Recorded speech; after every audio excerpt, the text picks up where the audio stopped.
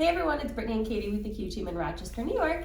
Welcome to the part one of our three-part series, and this is where we're going to help educate you on how to choose a real estate agent, how to choose a loan officer if you're going for a mortgage, and how to select a real estate attorney. Yep, so that is our main big core team when you're in a real estate transaction. It is super important that you pick the right people for you that you're looking for that are going to do the best job to make sure your transaction is as smooth as possible. So let's start with your realtor. Part one, the realtor. So we have done videos on this in the past. We think it's super important that you find a realtor that you're comfortable with because there's going to be a lot of communication.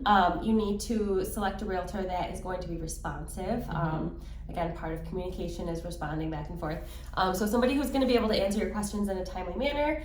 Another big sticking point for us is somebody who knows the current market that you're in, and generally those are the real estate agents that have been in the business for a little bit of time and the ones that work full-time. Right, and that do a lot of business. So the more transactions that you're doing, the more offers that you're writing on a daily, weekly basis, the more you're going to understand what's working in this market, how the market's changing or not, what you need to do so that you are as successful in this market, whether you are buying or selling, and all the strategies that go around with it. The other thing that I think is very important is to make sure that who you use has a support system around them. So we strongly, we are very positive about agents that, we're biased because we're on a team, but agents that are on a team that have all of the administrative support, they have marketing support, they have administrative work for the transactions, they have assistants around. So, if they go on vacation, there are X amount of other people that are there to make sure that nothing ever slips through the cracks and that you don't skip a beat no matter what your agent is doing. Right. Dropping into somebody who has those systems in place makes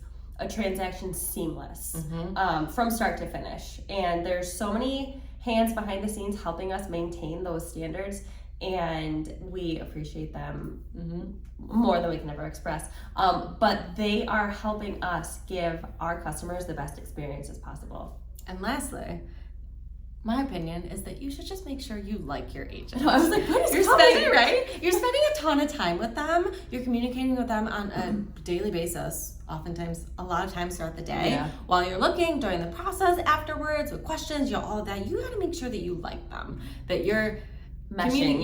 You mesh, your styles mesh, what you're looking for meshes, so that you feel comfortable and confident that you can trust them, and all of those things that go with it. Agreed. So we're biased.